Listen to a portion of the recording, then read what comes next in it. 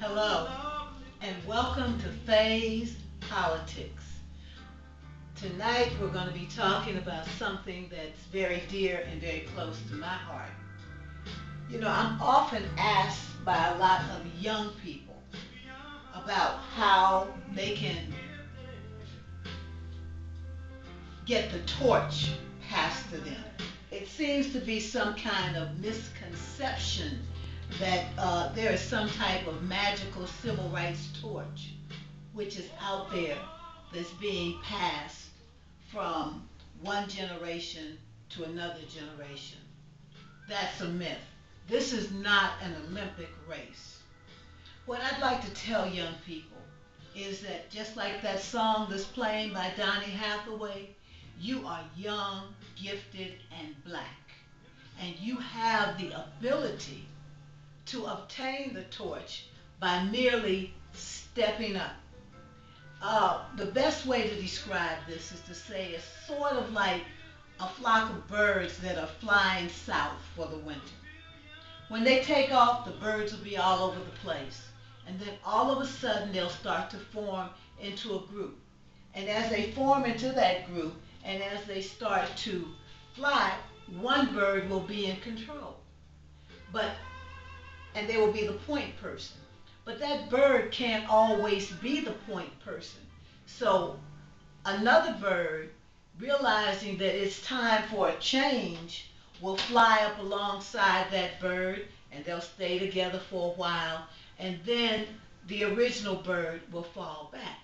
That's what a lot of you young people have to do. You merely have to step up to the plate. Trust me, before Dr. King, there were other people out there. There was A. Philip Randolph. There was Mary McLeod Bethune. There were all through our history in this country. We have had people that have spoken out and taken the opportunity to speak truth to power. So what I'm going to ask you to do is to think about what you can do in your community, how you can organize people of your age together, and that you can begin to make sure that your generation has a voice. It is a disgrace to me that there are people that are in Congress that have been there 30, some of them 40 years. Some people came to Congress as a young person, went on to the Senate, got appointed to other jobs, and are still there.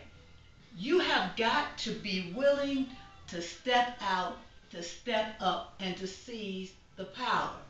The reason this is one of my favorite pieces is not because it's uh, an expensive piece or anything like that. Nothing could be further from the truth. I picked this piece up at the Civil Rights Museum in Birmingham, Alabama, right across from 16th Street Baptist Church. But what I love about this piece is that this is our people immediately after they came out of slavery.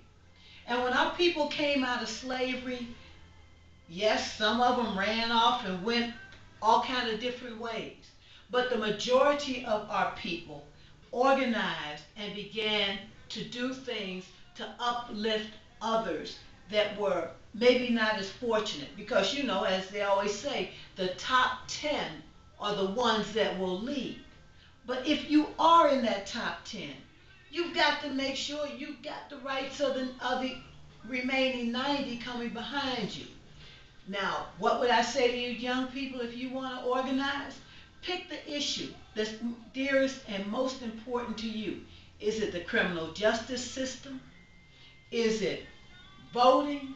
Is it the gentrification of your neighborhood? Is it a poor educational system? Is it the lack of opportunity? Whatever it is, organize behind that. You will do fine. All you have to do is step up to the plate. Trust me. I always use this as an example. I look at the March on Washington. They claim those 250,000 people. We believe it was more like a half a million to a million people. What you have to understand about when they did the March on Washington and when they organized it, first of all, there were no fax machines, there were no cell phones, there were no Twitter accounts, no tweaking, no texting, nothing. And in fact, if you wanted to get information out to the masses, 9 times out of 10, you had to use a mimeograph machine. And one of the most dangerous positions in the civil rights movement was the mimeograph operator, because you had to ink that mimeographing machine, and once you left, you had ink on your hands, so they knew you were the mimeograph operator. But still, people stepped up to the plate.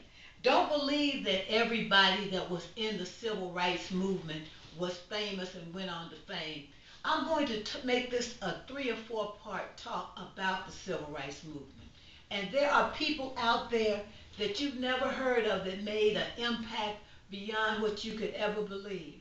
And one of them that I'm going to talk about later on is a brother named Jimmy Lee Jackson. And trust me, when you hear the story of Jimmy Lee Jackson, you'll realize there would have been no Selma March. There would have been no walking across the Edmund Pettus Bridge had it not been for Jimmy Lee Jackson. And we'll talk about that later. But to my young brothers and sisters, all you have to do is to step up and step out. Remember this in life. There's only 3 things you can do with power. You can use it, you can abuse it, or you can fear it. Now, as I always like to close and tell you this, power will concede nothing without a demand. Frederick Douglass said it over 100 years ago. I believe it's still true today, and I want you to know it so you can handle it. Thank you for coming, and I do hope you will come back again.